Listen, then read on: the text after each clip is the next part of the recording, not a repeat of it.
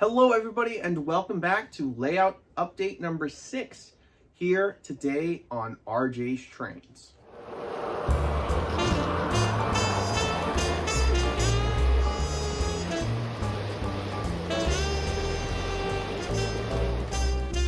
Make sure to use code RJTrains at trains.com for $10 off any order $50 or more.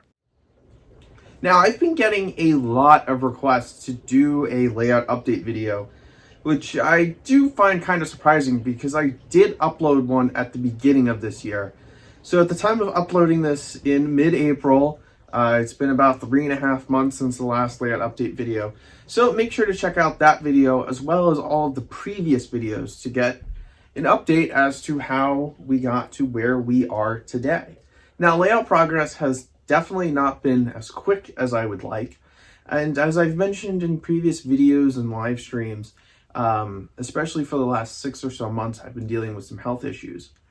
Thankfully, now I finally have a diagnosis, and I've been diagnosed with celiac disease. Now, what that means is that I have to adhere to a very strict gluten-free diet. There's no medication I can take for it. You know what has gluten in it? Everything! Every reason to wake up in the morning. I'm looking at this thing of things to avoid, and I said, check again, maybe it's just cancer. How am I gonna live? You gotta do what you gotta do, but the symptoms of consuming gluten with celiac disease is really bad stomach pain. And because of the bad stomach pain I was having, climbing on top of the layout and doing work was basically unbearable. So I'm really glad I'm now in a position where, I'm not out of the woods yet. I'm still dealing with the challenges of conforming to this very different and new lifestyle. But as you can see behind me, I've been climbing up on top of the table and doing tons of work. So before we dive into the layout work, I do just want to take a couple announcements because I really like doing them in these types of videos. So the first, of course, is the York Train Show. So as of the time I'm recording this, the York Train Show is a little less than 2 weeks out. I'm talking about the spring 2025 York Train Show. I will be there. I will be in attendance. I plan to arrive at the fairgrounds Thursday morning, and I will be there all day Thursday as well as on Friday. I will not be there on Saturday, but if you see me, make sure to stop me, say hi. I love finally being able to meet you guys or just bump into you guys and talk to you guys again if I've met you before. It's really nice being able to put a face to the name down in the comments. I'm sure I'll be wearing my trademark blue Estella pullover at least one of the days. So I'm really looking forward to it. Good time hanging out with some good friends. So I'm looking forward to seeing you all there. Now, in terms of other videos coming in the future, I believe the Atlas O GP38s are on the water and making their way to the United States. So once they arrive, I'll pick those up at the hobby shops. I have 2 on order. I have an Amtrak one and a custom run Long Island Railroad one from Nassau Hobby. So that would be, some 2 really great videos coming out on those. Products after that, who really knows? Thanks to the whole tariff situation, we'll see what new products trickle in, if any. And of course, we'll make videos on them as well. Other videos that I'm planning on doing, of course, we will have a York recap video. That'll probably be the next video out. I'm starting to experiment with some building kits. So I recently bought one, so I plan on making a video showing how easy it is to assemble, how good it looks, and installing it on the layout. And of course, you guys really like my British videos. I've been really pushing off making a video on Stepney for quite a while now, and it's because I'm waiting on something to arrive. I actually ordered it last fall, still hasn't arrived yet. So once that piece arrives, I will go ahead and make that video on Stepney. And I've got some other custom British projects in the works that haven't been featured anywhere before. So make sure to stay tuned for that. All right, I've bored you enough with all of the updates, things to come. So let's turn the camera around, stop looking at this ugly face, and check out the layout updates. So my large mountain here on the right side of the layout, this has definitely seen the least amount of work done since the last layout update video. In fact, it's had no work done to it since the last layout update video. The plan is to cover this entire mountainside with trees, just like the real Harper's Ferry. My plan is to use Scenic Express super trees, and it's easier to make those outside. And since completing the undercoat of scenery on the mountain, it's been wintertime here in New York, so not necessarily the greatest time to be outside spray painting and making trees. So that's going to be one of my summer projects, something I'm really looking forward to. But yeah, definitely the least amount of work has taken place on the mountain. So next up, we have the valley, and I would say I get more questions about this than any other part of the layout. When is it going to be completed? What exactly is it going to be? So my original idea was that this was going to be a river, just like the real Harper's Ferry. You have the town, you have the river, and then you have the mountain and the railroad bridges crossing the river. Now, the amount of epoxy that it would take to form this river from the back of the layout all the way to here, probably about 10 feet long, will be very expensive, very time consuming, and a very high probability of going wrong. So my new idea is that I'm actually going to make this a state highway. So it'd be a 4-lane highway, very similar to the state highways in West Virginia that were basically built to interstate standards, just to do something different. Also, it'll make it easier for me to stand on top of if for whatever reason a train derails on the back of the layout and I need to access it. So I'm not 100% committed to the highway idea yet, but that's what I am leaning towards. So sorry to disappoint all of you that wanted a big river. And now moving into the town, this is definitely where we have had the most work completed. I was getting very tired of just looking at the pink foam and wanted to do something about it. So up here, we've got the little park/scenic overlook area. This is just an initial layer of Woodland Scenics blended turf. Definitely far from final, but I wanted to stop looking at the pink foam. Down here in front on the tracks, we actually have the whole front straightaway here ballasted, glued down, looking extremely nice. And I did this for my collection update video, which you guys should check out because nobody watched it and it's a really good video and I put a ton of work into it. So I did the ballast here to make it look more professional for that video. And yeah, turned out really good, really happy with it. And I'm excited to ballast more of the layout at a future date. And now onto the street and sidewalks. So in the last layout update, all of these buildings were just sitting plainly on top of the pink foam. And I was getting sick of it, as I've already said 3 or 4 times in this video. So all this is, the roads is white foam board, like poster board that kids do their school presentations on, which is the same exact height as the Bachman/K-Line Super Streets Easy Track, whatever this is called, system. So it provides a nice level look for the track. So I definitely did this in the wrong order. So before I painted the streets, I glued and screwed down all of the poster board. So then I had to paint everything on top of the table. So the house smelled like spray paint for a good day or so. And because of that, the paint didn't necessarily dry or be applied perfectly even. So if you look closely, you see a lot of splotches. It's especially bad back here. I'm not overly concerned about that because I have a lot of cars for the layout. So most of it will be, covered up in the end. But, it looks so much better having the grass, the streets. It makes it feel a lot more like a complete layout. Something I enjoy looking at as opposed to the ugly pink foam.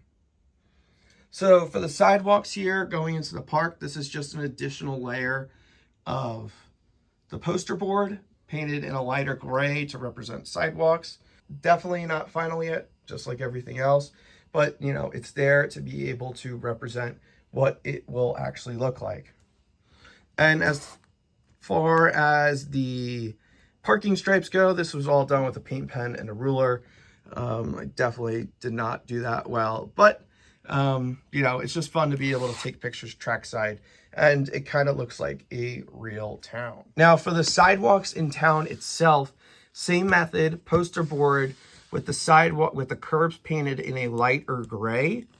And then I have this O-scale brick paper with, you know, it's sticky on the back. It's like a brick sticker. And so I wanted to do something different for my sidewalks. And so I wanted to have brick sidewalks representing, you know, an older downtown, something reminiscent of like Harper's Ferry, actually, or Alexandria, Virginia. So, you know, something different. Everybody does cement sidewalks.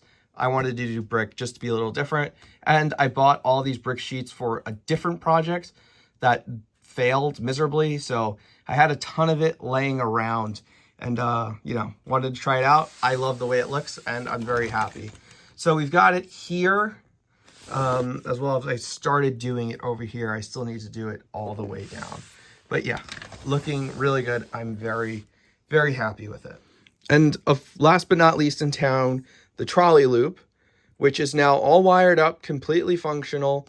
And I'm very glad to have my trolley loop back again. It was a staple in the old layout. I have a ton of O-gauge trolleys, so I'm really excited to have this back, and we'll fire it up and run it for you guys during the video. So for next steps in the town, definitely have to finish up all the sidewalks, and we still have some pink foam there at the crossing next to the Chick-fil-A as well. So still a lot more work to do here in the town, but like I said, it's looking a lot better than it did in previous videos. As you can see, like behind all these buildings, you know, it's still the white poster board. Now, one thing I've been really putting off is wiring up these buildings. That's for two reasons. One, it means I have to remove everything from underneath the layout, which would be a major pain in the butt because there are trains and boxes stored underneath every single square inch of this table. So I would basically have to commandeer the entire basement to do the electrical. And I also have to cut a huge access hole on the base layer of the table in order to be able to access the wire feeds for all of these buildings. So there's a part of me that kind of just doesn't want to wire up any of these buildings, but you know, we'll figure that out eventually. It's not one of my top priorities. I don't really run trains with the lights off much anyways. And last but not least, the far left side of the table. I believe in my layout update number 5, I thought this was where the most work was going to be done because I wanted to especially finish this back left corner because it's the most pain in the neck area to access. And I just want to get it done so I don't have to worry about climbing up on top of the table and finishing it. But I've been putting it off, and I'm eventually going to have to get around to that. But on the trestle, I finally figured out what I'm going to do. So I've got these these bridge trestle girder plates from Scenic Express, and I've spray painted them camo brown. And I've just got them attached, glued to the side of the wood. And I've got some cylindrical supports along the way. Not realistic, probably at all. But it looks a lot better than previous iterations of what I was planning. The original one was using these wall supports. We'll get back to these and using them all the way around on both sides, which would have been very expensive. Then I was using 2x4s wrapped in this brick. That's what this brick was originally intended for, and it looked terrible. So I feel like this is a happy compromise for now. Not a perfect system, and I'm gonna have to repaint this track as well as ballast it because, you know, looking at the bare plywood is extremely ugly. Now for this retaining wall, it's actually all set in, and I've got these nice seam covers from Scenic Express. These are Scenic Express flexible Pensy stone walls, and these are the Pensy stone seam sealers. So now you don't see the seams. It looks a whole lot better, especially, you know, at that trackside angle. So I've got them all here where you can, see the seams pretty clearly. Behind the buildings here, like that's the one seam that's not covered up. And I can live with that because I wasn't spending another 20 something bucks just for that one extra seam sealer. So the plan is I need to get this one other bridge girder attached here. And then once I do that, then I'll finish building out this hill, plaster cloth, grass, making it look all pretty, scenery up on top back here, the back left corner.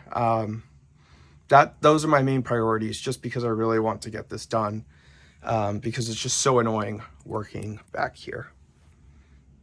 Well, that about wraps it up in terms of layout updates. So the only thing left to do is fire up the trains and run them around the layout. Up on the top loop, we have a Lionel JLC Pennsylvania Railroad GG1 in the beautiful Brunswick 5-stripe paint scheme, pulling the Southern Crescent. Not totally accurate, but close enough. It looks pretty cool. And down on the lower loop is an engine that hasn't been featured in a very long time on the channel, but one I love running. It is the MTH Railking Long Island Railroad RS1 pulling a freight train. So I hope you guys enjoy the trains running around the layout.